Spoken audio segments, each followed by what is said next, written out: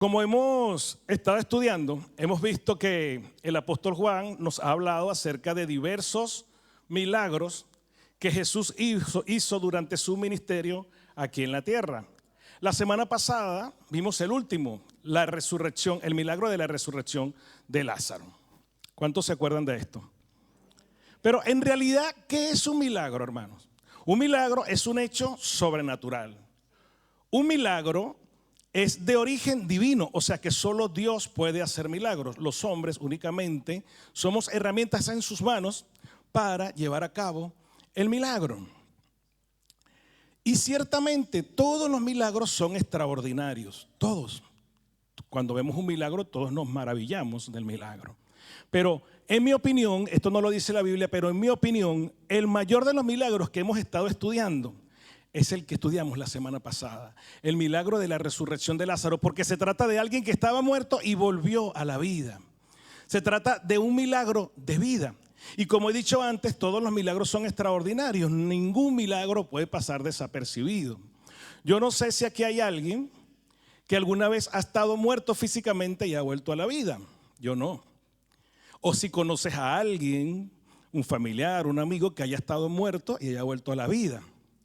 Para no ser tan exigentes, es probable que algunos de nosotros hayamos estado cerca de la muerte. Quizás hayas tenido una enfermedad, yo que sé, un cáncer, o hayas tenido un familiar o un amigo que haya estado en esa situación, una enfermedad terminal, casi cerca de la muerte. Bueno, en una oportunidad yo aquí les dije que una vez una persona me puso una pistola en la cabeza estando yo allí en mi país. Y aquí estoy contando esta historia, con lo cual yo he vivido ese milagro, he estado cerca de la muerte. Ahora bien, cuando nosotros vivimos un milagro, ¿qué viene después? ¿Cuál es nuestra actitud después de vivir, después de ser testigos de un milagro? ¿Cuál sería nuestro comportamiento? No lo sé, pastor, porque yo ni tengo a nadie que se haya muerto, no tengo a nadie que haya tenido una enfermedad, yo tampoco la he tenido. Y no sé qué se siente, no sé qué hay que hacer después que eso sucede. Iglesia, tengo que decirte que todos los hijos de Dios estábamos muertos. Y un día Jesús nos llamó, escuchamos su voz, le permitimos su entrada en nuestro corazón. El Espíritu Santo pasó a morar con nosotros y en ese momento tú y yo resucitamos. O sea, todos los hijos de Dios hemos vivido el milagro de la resurrección. Todos hemos vuelto a vivir. Entonces vuelvo a hacer la pregunta: ¿cuál es nuestra actitud después de haber resucitado? Si todos hemos resucitado, y quiero explicar un poco más esto, todos sabemos que la Biblia dice que somos alma, cuerpo y espíritu, cuerpo, alma y espíritu, espíritu, alma y cuerpo, como lo quieras decir. El orden, como tú lo prefieras, pero sí tenemos que tener en cuenta algo: el motor de nuestro ser es el espíritu. Porque nuestro cuerpo puede tener vida, pero cuando Dios creó a Adán, dice la Biblia que Dios creó a Adán primeramente y él tuvo vida cuando Dios sopló de su aliento en el aliento de Adán. Fue allí cuando aquel muñeco de barro cobró vida. Tú y yo sin espíritu no estaríamos vivos. Por lo tanto, iglesia, es importante cuidar el espíritu. Nuestro espíritu tiene que ser alimentado porque es el que le da vida a todo nuestro ser. Cuando hemos resucitado en Cristo, cuando Cristo murió y resucitó, la Biblia dice que nosotros resucitamos con Él. Amén, gloria a Dios. Resucitamos con Él y ahora tenemos vida, hemos vuelto a nacer, ya no estamos muertos en nuestros pecados. Entonces, ¿qué hacemos después de haber resucitado? De eso quiero hablar en esta mañana, porque este texto nos habla acerca de este tema. ¿Qué haremos? ¿Qué hacemos después de haber resucitado? En el texto que hemos leído, dice que muchos de los que acompañaban a María creyeron en Él. ¿Cuántos se acuerdan de aquellos personajes, aquellos judíos que vinieron a consolar a Marta y a María? Aquellos judíos que estaban en la casa con María cuando Marta le vino a decir que el Señor la estaba llamando. Esos mismos judíos que cuando vieron salir a Marta de la casa, la siguieron. Todos ellos estaban allí cuando Jesús resucitó a Lázaro. Y la palabra nos está diciendo que muchos de ellos creyeron en Él. Y me llama la atención, porque dice muchos, no dice todos ellos creyeron en él. Muchos, gloria a Dios que fueron muchos, pero yo considero que todos los que estaban viendo el milagro de la resurrección de Lázaro tendrían que haber creído en Jesús. Más aún, dice creyeron en él. No dice creyeron en él y lo siguieron, creyeron en él y se hicieron sus discípulos, creyeron en él y le entregaron su corazón a Cristo. La palabra no dice eso. No tenemos por qué dudar de aquel grupo de personas que creyeron en Jesús. Pero nosotros no podemos decir que esas personas son discípulos de Jesús. La Biblia no nos dice eso. La Biblia dice creyeron en él. Hoy en día sucede más o menos lo mismo. Hay gente que puede ver el milagro de resurrección en ti y en mí. O nosotros mismos muchas veces sabemos que hemos resucitado. Pero ¿cuántas personas después de ver un milagro de resurrección le entregan su vida a Cristo? Las estadísticas dicen que el número es pequeño. Pero esto tiene su explicación, hermanos. Porque no es lo mismo creer en Él que creerle a Él. Hasta el diablo y sus demonios creen en Jesús. Fíjese bien, hasta el diablo y sus demonios creen en Jesús. Pero no le siguen, no le creen a Él, no son sus discípulos, no cumplen su palabra. Creer en Jesús está bien, pero es mejor creerle a Jesús. Y creerle a Jesús es obedecer su palabra, es ser su discípulo. La Biblia solo nos está dejando en este episodio o en esta historia que ellos creyeron en Él. Hay otros libros en la Biblia, otros evangelios que hablan de milagros en los cuales las personas luego se hacen discípulos de Jesús. No son muchos, porque no es lo común. Los milagros por lo general no hacen una conversión de corazón, que es lo que espera Jesucristo. Ciertamente los milagros demuestran el poder de Dios, pero Jesucristo apunta a más. Jesucristo apunta a una conversión de corazón. Jesucristo apunta a que le sigamos como nuestro pastor, como nuestro buen pastor. ¿Para qué? Para que un día podamos ir a la vida eterna. En el texto hay más personajes. En el mismo texto, al principio, dice que algunos fueron hacia los fariseos a contarle lo que Jesús había hecho.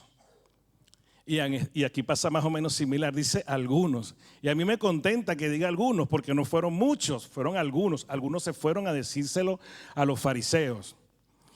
Cuando dicen algunos, yo realmente tengo la esperanza de que hayan sido dos.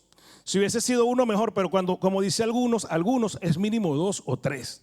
Fueron a contárselo a los fariseos. Y podríamos pensar que estas personas, no tenemos por qué pensar mal de ellos, podríamos pensar que ellos querían dar testimonio de lo que Jesús había hecho. Fíjense que no eran tan incrédulos, porque ellos fueron a contarle a los fariseos lo que Jesús había hecho. ¿Qué había hecho Jesús? Un milagro.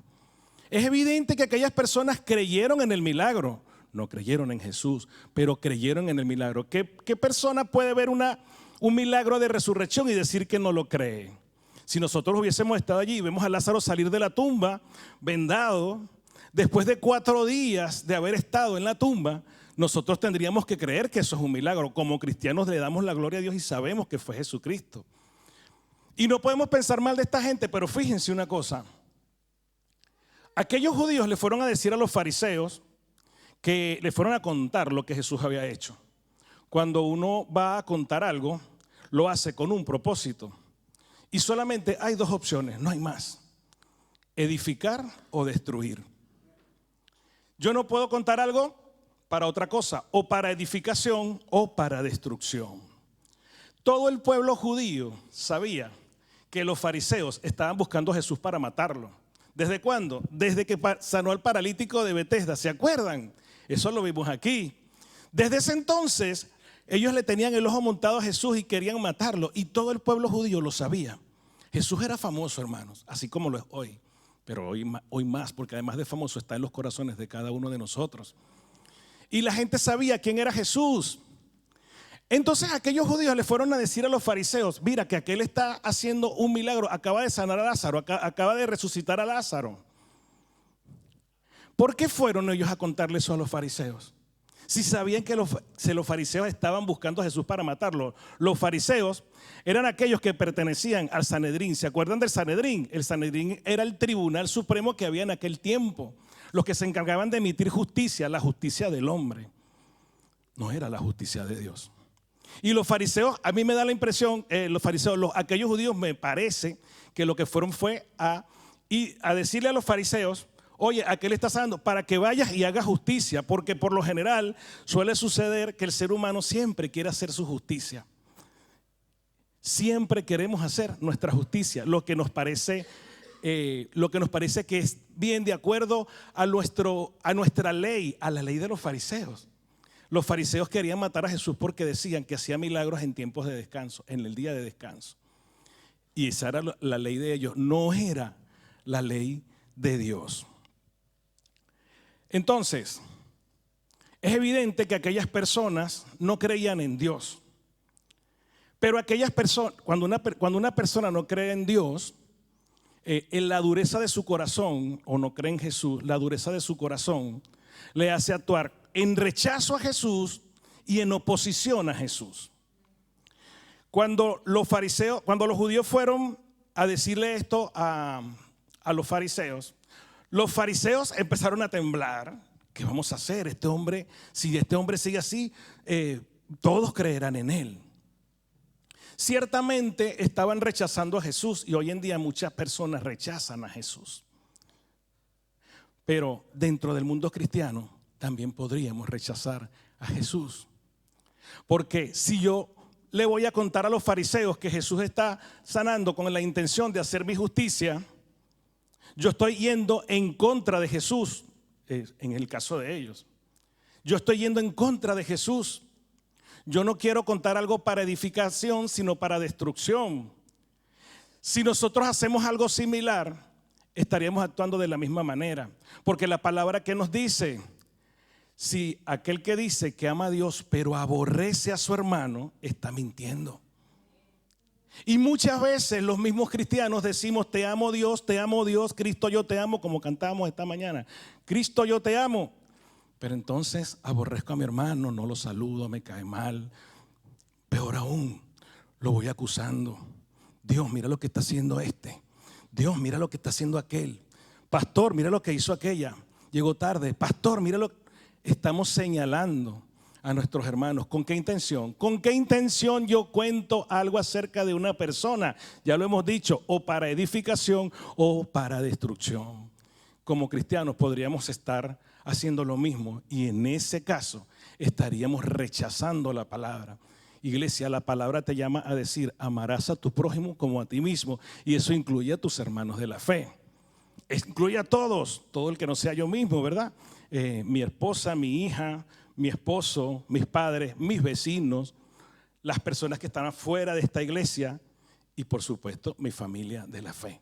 Si yo no cumplo con eso, estoy rechazando la palabra como la rechazaban los fariseos. Pero también dijimos que ellos iban en contra. Hoy en día hay muchas personas allá afuera que van en contra de la palabra. Es el día a día que estamos viviendo actualmente en la sociedad.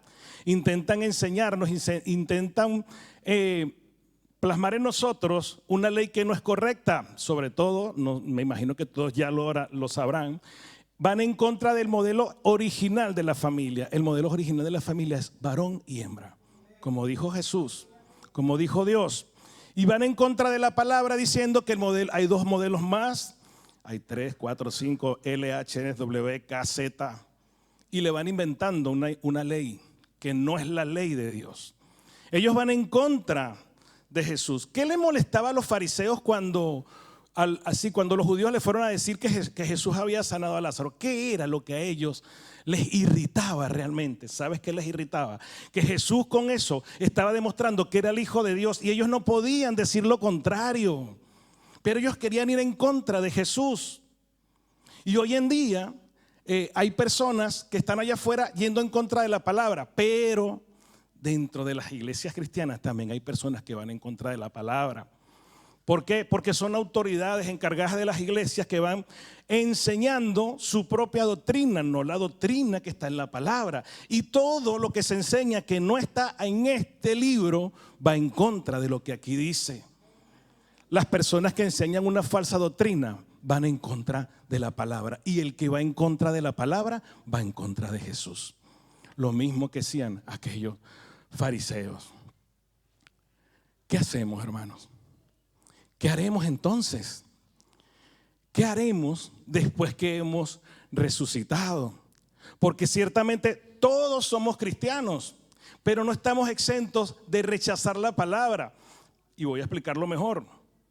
Lo he dicho, rechazamos la palabra cuando no ponemos en práctica lo que ella dice, sino todo lo contrario. Y la palabra que dice, sed hacedores y no solamente oidores. Entonces, ¿qué pasa? Como somos seres humanos y alguna vez no cumplimos con la palabra, ya somos unos fariseos, ¿no? Eso dice la gente allá afuera. Porque basta que te hagas cristiano para que empiecen a decir, ¿y eso que es cristiano? ¿Y eso que va a la iglesia? ¿Y eso que es un hermanito? ¿Y eso que canta oraciones? Pero míralo, ahí se está molestando. Porque los cristianos no tenemos derecho a pecar. Los cristianos, según los de allá afuera, no tenemos derecho a equivocarnos. Ayer aquí, en este mismo lugar, se predicaba más o menos algo parecido, pero con respecto a los pastores. Y el pastor que predicó, que fue mi pastor, por cierto, al cual amo con todo mi corazón, mi pastor Antonio Camacho, Dios puso en su corazón una palabra que decía, ¿qué pasa? La gente cree que los pastores no nos equivocamos, decía nuestro pastor. Y yo lo escuché hablar y era impresionante, porque tengo que confesar algo. ¿Qué creen ustedes? Que yo alguna vez no vi que mi pastor se equivocó. Y cuando yo comencé a conocerlo, yo le decía a mi esposa, pero él es el pastor. ¿Pero por qué se pone así? Él es el pastor. Y mi esposa, como ella hace un poco la labor del Espíritu Santo, pero no es el Espíritu Santo, no es que hace la labor, sino que el Señor la usa para que ella, como a muchas mujeres, ¿cuántas mujeres la usa el Señor para ser Espíritu Santo? Para que le pongan ahí mano dura a sus maridos. Oye, cuando digo mano dura no es que le golpeen, ¿eh? Es simplemente un aventón, una ayudadita. Las mujeres ayudan un poquito ahí al Espíritu Santo. Y el Espíritu Santo es realmente el quien convence de pecado. Hay una solución. Nosotros podemos rechazar la palabra y oponernos a ella inconscientemente. Nadie aquí lo hace adrede. ¿Por qué lo hacemos? Porque somos seres humanos. Porque nuestra naturaleza pecaminosa nos hace pecar. Porque va en nosotros, y más nosotros los de mayor edad, los que tenemos más de 45, como yo, que tengo 46. No quiero risa, ¿vale? No quiero risa. Bueno, por allá hay algunos que están cumpliendo ya 40. Ya me están por alcanzar, ¿eh? Todos vamos a llegar a esa edad. ¿Cuál es la solución, hermano? Fíjense que dice en el siguiente texto, lo voy a volver a leer. Un poco lo voy a volver a leer. Cuando los fariseos dicen, ¿qué haremos? Todos van a creer en él. Aparece un personaje llamado Caifás. Caifás era un hombre sin escrúpulos. Era un hombre, él era, imagínense, el sumo sacerdote de aquella época. ¿Saben lo que es un sumo sacerdote? Era el único que podía entrar al lugar santísimo, como nos hablaba la palabra esta mañana, ¿se acuerdan? Era el único que podía entrar al lugar santísimo a ofrecer sacrificio de expiación por el pueblo. Como lo dijo nuestra hermana Blanca, imagínense que yo como pastor sea el único que pueda entrar allí a pedir al Señor por todos vosotros. ¿Qué pasaría? Así era antes. Eso se acabó cuando Jesucristo fue crucificado. El sumo sacerdote Caifás era un hombre sin escrúpulos. Y él solamente velaba por sus propios intereses. Y aparte era un hombre que tenía ínfulas de superioridad, incluso con sus compañeros de trabajo, con los fariseos. Él pertenecía al Sanedrín, pero era la máxima autoridad. Y les dice, vosotros no sabéis nada. El que sé aquí soy yo soy el que sé todo, porque yo soy el pastor, porque yo soy la máxima autoridad. Vosotros no sabéis nada. ¿Y sabes qué les dijo? Lo que nos conviene es que este hombre muera. Lo voy a leer para que nos recordemos. Dice, ni pensáis que nos conviene que un hombre muera por el pueblo y no que toda la nación perezca. Caifás actuaba en función de su propio beneficio y les dijo, lo que me conviene, lo que nos conviene. No dijo lo que me conviene, pero realmente cuando lo decía estaba hablando de él. Solo que quería que aquellas personas le creyeran y pensaran que también a ellos les convenía. Era para convencerlos. Lo que nos conviene es que Jesucristo muera. Entonces, aquel grupo de personas hicieron un consejo y fue en ese momento cuando decidieron matar a Cristo. Venían con ganas de matar a Jesús, pero fue a partir de este momento cuando ya tomaron la decisión y le dijeron al pueblo que el que viera a Jesús se lo dijera para ir a buscarlo y matarlo, que ahí fue donde cayó Judas, ¿se acuerdan? Aquella gente se habrá sorprendido porque ellos estaban buscando a alguien que pudiera decirles dónde estaba Jesús. Se busca. Y el que realmente leyó el letrero fue Judas. Y por unas monedas de plata lo vendió. Caifás les dijo, nos conviene. Y aquellas personas se sumaron porque también les convenía. ¿Qué es lo que nos conviene a nosotros, iglesia? ¿Qué es realmente lo que nos conviene? En una oportunidad Jesús, antes de irse, le dijo a sus discípulos, os conviene que yo me vaya, porque entonces vendrá el Consolador y les mostrará la verdad, les guiará hacia la verdad. ¿Qué nos conviene, iglesia? Caifás era un hombre que ponía primeramente su voluntad, los deseos de su carne, antes de la voluntad del Señor, antes de la voluntad de Dios. Y eso que ellos conocían la palabra. Y eso que eran cristianos, no eran cristianos, porque ellos no seguían a Cristo, pero se parece a la palabra. Y eso que son cristianos, y eso que leen la Biblia. Bueno, Caifás se conocía la palabra, los fariseos todos se conocían la palabra, pero ellos no hacían la voluntad de Dios, ellos hacían la voluntad que les llamaba su carne. Sus deseos eran los que a ellos les convenía, según ellos. Iglesia, nos conviene morir a nuestra carne. Nos conviene morir a nuestros deseos carnales. Todo lo que mi carne me diga que quiere hacer, nos conviene matarlo. Nos conviene dejarlo. Pero fíjense cómo son las cosas. Que aunque aquellas personas pensaron en lo que según ellos les convenía, decidieron matar a Jesús.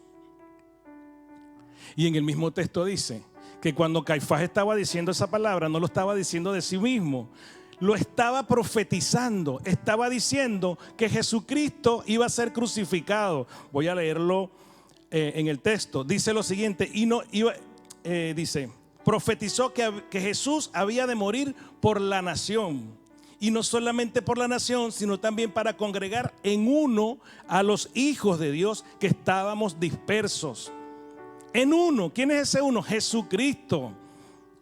Cuando Jesús murió, todos nosotros pasamos a formar parte de un redil. El redil del buen pastor. ¿Cuántos se acuerdan del buen pastor? Todos pasamos a formar parte de un redil. Pero fíjense que mientras ellos decían eso, lo que Caifás y su gente no sabía era que el Señor estaba usando a Caifás para profetizar algo que iba a suceder. Entonces, ¿qué les convenía a ellos? Les convenía lo que ellos creían. Pero si a nosotros nos conviene morir a nuestra carne, entonces nos conviene mirar la cruz. ¿Por qué? ¿Qué está diciendo Caifás? ¿De quién está hablando? De Jesús. Y está diciendo que va a ser crucificado. Está diciendo que Jesús va a morir en una cruz. Y aquí voy a lo que decía antes. Sí, ciertamente en algunas veces nosotros rechazamos la palabra y combatimos la palabra. Pero ¿sabes cómo hacemos? ¿Cuál es la solución que el Señor nos presenta? Morir a nuestra carne mirando la cruz. Morir a nuestra carne mirando la cruz. ¿Qué significa mirar la cruz? Mirar a Jesús. Así, pastor, entonces cuando yo hago eso, voy a bajar un momento por aquí. Cuando yo hago eso, significa que yo no me voy a tropezar. Significa que si yo miro la cruz, yo no voy a cometer pecado. Significa que yo voy a ser, santo, santo, santo. No, iglesia, no significa eso. Si la cruz está de aquel lado, todos miren hacia allá. Allá está la cruz, la ven. Ven la cruz, porque yo sí la estoy mirando. Si yo voy caminando y yo voy así, y yo les digo a ustedes, vean la cruz, y ustedes no quieren ver la cruz, y yo voy caminando, Me he tropezado, ¿no? Lo que es peor, no me tiro al suelo, pero me hubiese podido caer. Y lo más probable es que nos caigamos. Cuando yo camino sin ver la cruz, cuando yo camino viendo a Benji, cuando yo camino viendo al pastor, cuando yo camino viendo a la pastora, cuando camino viendo a mi hermano, yo me voy a tropezar. ¿Sabes qué va a pasar? Que te vas a tropezar y te vas a caer. Y cuando te caigas te va a costar más poder levantarte si sigues viendo a tu pastor, si sigues viendo a tu marido, si sigues viendo a tu mujer, si sigues viendo a tu hermano. Y cuando digo sigues viendo, no es porque lo estás viendo, qué guapo es mi pastor, qué guapo es mi pastora, qué guapo es mi hermano. No, si tú sigues viendo lo mal que está haciendo el pastor las cosas, o lo mal que está haciendo mi hermano o mi hermana, el sonido, la batería, la alabanza, qué mal lo hacen, todo es malo, todo es malo. Mientras tú sigas viendo eso mal y no mires la cruz, te vas a quedar tirado en el suelo una vez que te tropieces. Ah, pastor, entonces si yo veo la cruz, entonces ¿qué va a pasar? Creemos que pasará esto, no, estoy viendo la cruz, estoy viendo, ay, qué bonito, ¿no? Y le hice como los toreros, ole, le hice el tropiezo. No te garantiza eso. ¿Sabes por qué? Porque los tropiezos son necesarios en nuestra vida. Si un niño cuando aprende a caminar, ¿cómo aprende? Primero se cae, ¿no? O ninguno se ha caído. ¿No se acuerdan cuando aprendieron a caminar? No, yo no me acuerdo. Pero sí me acuerdo de mi hija cuando empezó a caminar. Y mi hija era de las que caminaba, iba al suelo, caminaba, iba al suelo. Pero un día mi hija aprendió a que cuando se levantaba, se levantó sola ese día. Yo no la levanté, porque yo siempre corría como el papá. Levántala, no, que no se caiga, que no se caiga, que no se caiga. Y se raspaba las rodillas.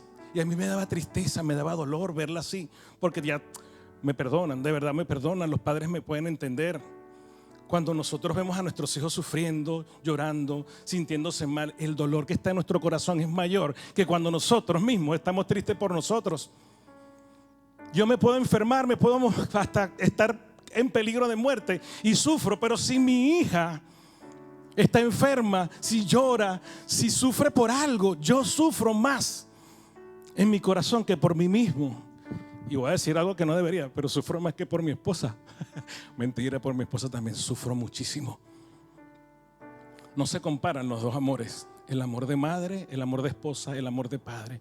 No se compara. Entonces, pastor, qué bueno. Entonces si yo veo la cruz y hay algo aquí en el camino, no me voy a caer. Sí te vas a caer, pero cuando te caigas, te vas a volver a levantar. ¿Y sabes qué va a pasar después? Esto es lo que va a pasar. Porque no te hiciste esto, lo que dije al principio. No es que estamos acostumbrados. Ay, no, yo no quiero tener problemas, entonces lo evito. No, y vuelves para atrás. Bueno, vuelves atrás, pero no al mundo. Y empiezas a caminar y sigues caminando. Te voy a decir algo, qué mayor satisfacción que haber llegado a aquel lugar, al otro lugar, viendo la cruz y haciendo esto. ¿Y qué significa eso? Que superé ese obstáculo que estaba en el camino.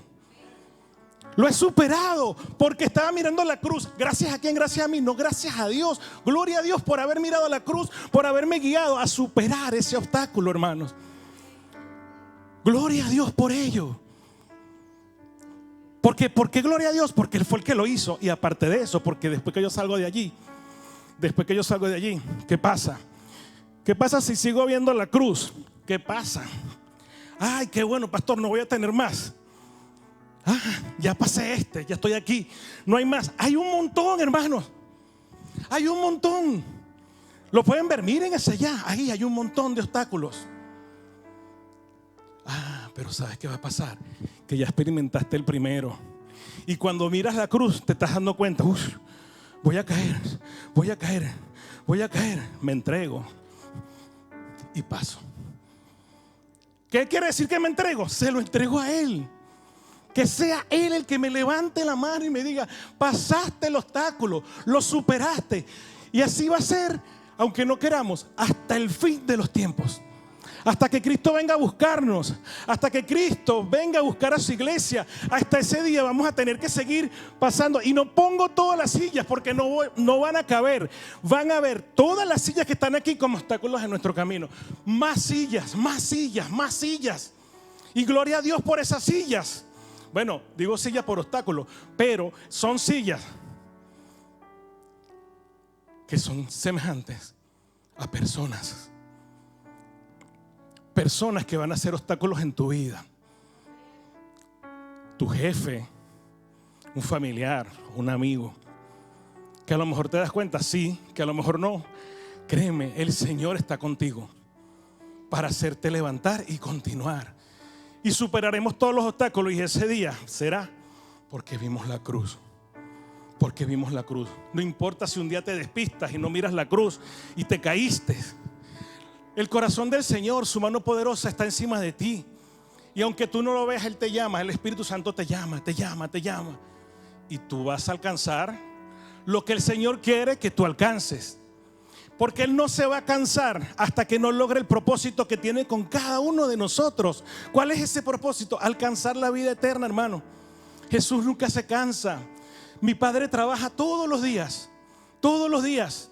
Y todos los días trabaja para que tú y yo crezcamos espiritualmente, para que tú y yo alcancemos esa meta.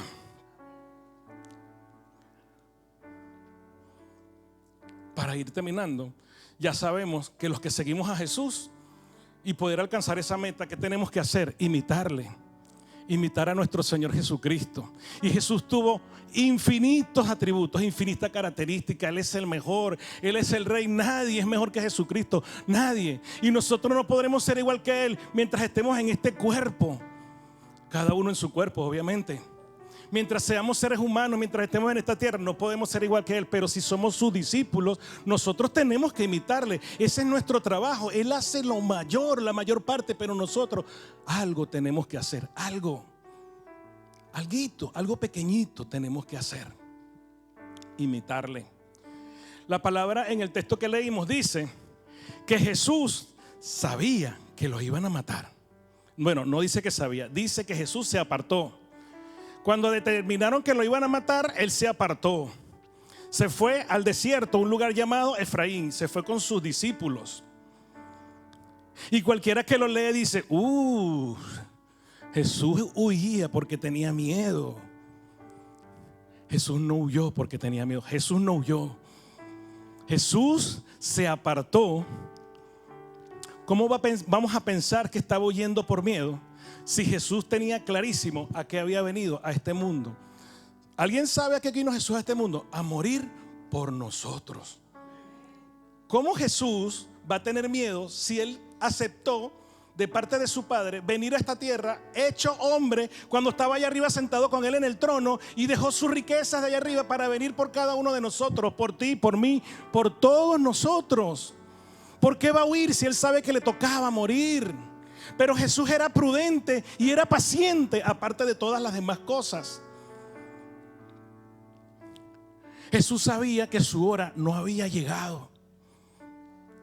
Jesús fue prudente.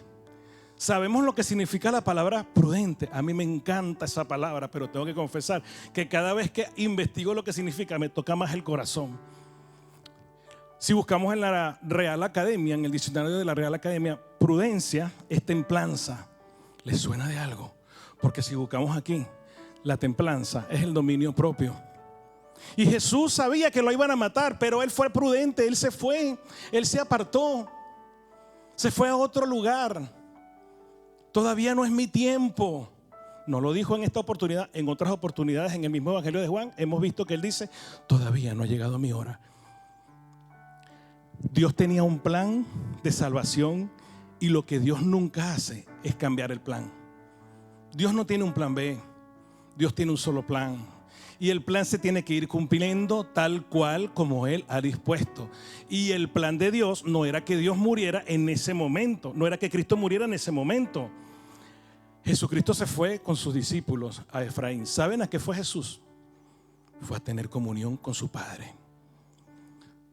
Jesús se apartó a un lugar en el desierto llamado Efraín a tener comunión con su Padre. Porque Jesús no caminaba, no hacía nada que su Padre no le dijera. Jesús fue obediente en todo momento. Y Jesús sí sabía que a partir de ese momento comenzaba el camino hacia la cruz. Entonces Jesús, como buen maestro, empezó a preparar a sus discípulos. Por eso se los llevó y los preparaba. Aunque los discípulos eran como nosotros, cabezaduras. Esto suena más duro. Y a lo mejor no aprendían todo lo que Jesús les enseñaba. Y nosotros tampoco. Yo como Pablo, no soy Pablo ni pretendo serlo, pero al primero, no aprendemos lo que Jesús nos enseña.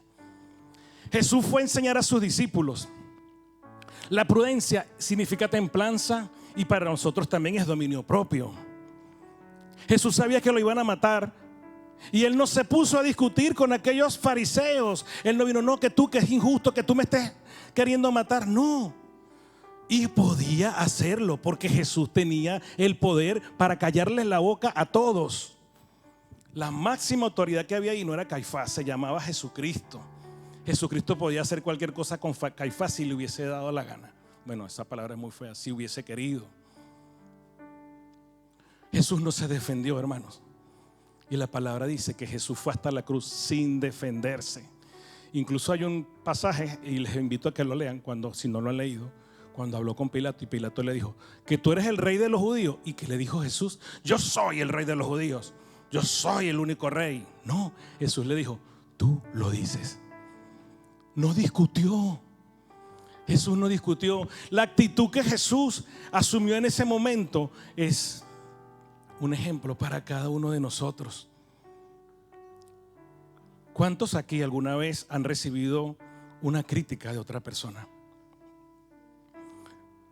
No de aquí de la iglesia, en su trabajo, de sus familiares. Eso mismo, mira, no es cristiano.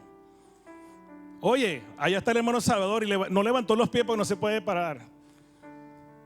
Yo también, Salvador. Y estoy seguro que todos los que estamos aquí también hemos recibido. Ahora, ¿cuál ha sido nuestra actitud, hermano? ¿Cuál ha sido nuestra actitud? La misma que Jesús. Jesús nos invita a que nos apartemos en oración con el Padre. Él mismo nos va a preparar para lo que vendrá. Vendrá la crucifixión. No, la crucifixión de Jesús no la vamos a vivir ninguno de nosotros. Pero vendrán todos esos obstáculos. Vendrán personas que te señalarán y que te dirán que tú eres esto, que tú eres aquello, que tú eres lo otro. Y tú te vas a defender. No, ya tú tienes quien te defienda. El Rey de Reyes, el dueño del mundo, Jesucristo.